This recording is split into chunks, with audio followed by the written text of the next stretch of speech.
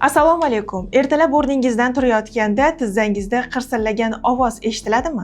Yoki zinadan ko'tarilayotganda ko'p piyoda yurganda bo'g'imlaringiz zirqirab og'riydimi? Havo ayniganda, yomg'ir yog'ishlaridan oldin suyaklaringiz qaqshab, sizga tinchlik bermayaptimi? Afsuski, bugungi kunda bu muammo nafaqat yoshi kattalarni, balki yoshlarni ham qiynamoqda. Suyak va bo'g'im og'riqlari insonning kundalik hayotiga, harakat erkinligiga juda katta ta'sir ko'rsatmoqda. Xo'sh, nima uchun tizza va bo'g'imlarimiz bu qadar tez og'riydi?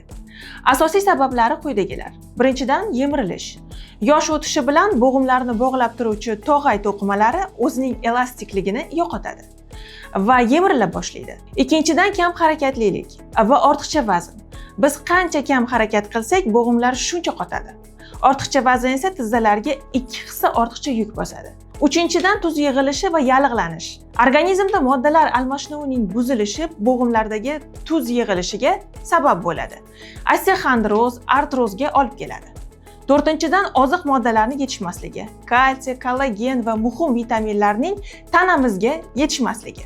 Bugun biz sizga uy sharoitida osongina tayyorlanadigan bo'g'imlardagi yallig'lanishni oluvchi va ularni oziqlantiruvchi 4 ta ajoyib tabiiy retseptni o'rgatamiz. Birinchi retseptimiz tuzlarni eritishda tengsiz bo'lgan dafna yaprog'i qaynatmasi. Buning uchun bizlarga kerak bo'ladi 5-6 dona dafna yaprog'i va 300 ml suv.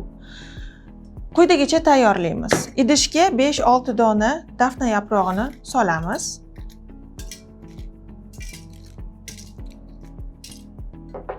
Ustidan 300 ml suvni quyamiz.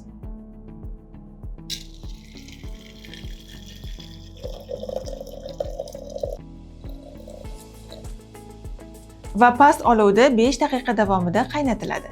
Bizda hozir uy sharoiti bo'lmaganligi sababli 5-6 daqiqaga damlab qo'yamiz. Bu damlama organizmdagi tuzlarni va shishlarni ketkazadi. Damlamani 12 soat davomida kam-kamdan ichishingiz tavsiya etiladi. Kurs davomiyligi esa 3 kun.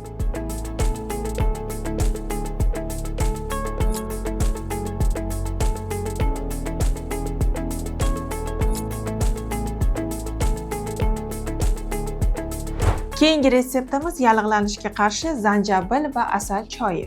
Buning uchun kerak bo'ladi 1 stakan qaynagan suv, 1 choy qoshiq zanjabil, 1 choy qoshiq asal.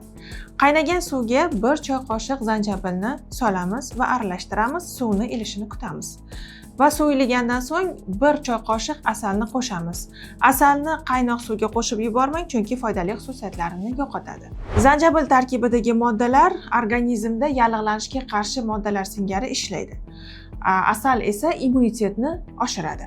Damlamani kun davomida 1-2 marta iste'mol qilish tavsiya qilinadi, ovqatdan so'ng, iliq holda. Uchinchi retsept romashka damlamasi. Buning uchun bizga kerak bo'ladi 2 choy qoshiq romashka guli va 300 ml qaynoq suv. Birinchi bo'lib romashka gulini idishga solamiz.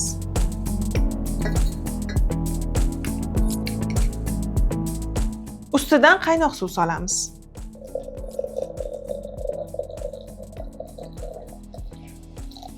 Va 10-15 daqiqaga damlab qo'yamiz. Romashka butun tana bo'ylab ichki yallig'lanishlarni oldini oladi. Asablarni tinchlantiradi. Ayniqsa uxlashdan oldin ichish tavsiya etiladi. To'rtinchi retsept tibbiyotda eng ko'p e'tirof etiladigan oltin sut retsepti. Buning uchun bizga kerak bo'ladi 1 stakan qaynatilgan sut, 1 choy qoshiq kurkuma va ozgina murch. Sutni qaynatib, biroz sovitamiz va 1 choy qoshiq kurkuma qo'shamiz.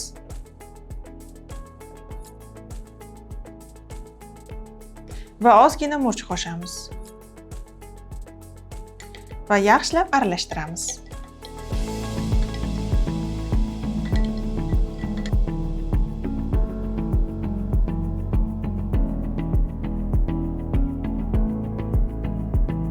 Nimaga aynan qora murch? Qora murch kurkumaning organizmga so'rilishini 2000 martagacha oshiradi. Bu ichimlik bo'g'imlar uchun haqiqiy malhamdir. Bo'g'imlarni oziqlantiradi va yallig'lanishni kamaytiradi. Buni kechqurun iliq holda ichish suyaklar uchun juda ham katta foyda beradi. Aziz do'stlar, bitta juda muhim narsani unutmang. Yuqorida sanab o'tilgan choy va damlamalar faqatgina yordamchi vositalardir. Ular jiddiy kasalliklarni bittada tuzatuvchi, davolovchi asosiy dori emas. Ularning maqsadi yallig'lanishni va og'riqni yengillashtirish, bo'g'imlaringizni sog'lom bo'lishi uchun kerakli mineral va vitaminlar bilan to'yintirishdir. Agar tizzangizda yoki suyaklaringizda jiddiy muammolar, yemirilishlar bo'lsa yoki oshqozon, ichak, buyrak kasalliklari bilan og'risangiz, bu vositalarni qo'llashdan oldin albatta o'zingizni davolovchi shifokoringiz bilan maslahatlashing. O'z sog'lig'ingizga, harakatingizga befarq bo'lmang. Sog'lom ovqatlanish va faol harakat bo'g'imlar sog'lig'ining asosidir. Bugungi videomiz sizga foydali bo'ldi degan umiddamiz. Agar video yoqqan bo'lsa, like bosing. Kanalimizga obuna bo'ling va bu videoni og'riqlardan qiynalayotgan yaqinlaringizga yuboring. O'zingizni asrang, sog' va salomat bo'ling.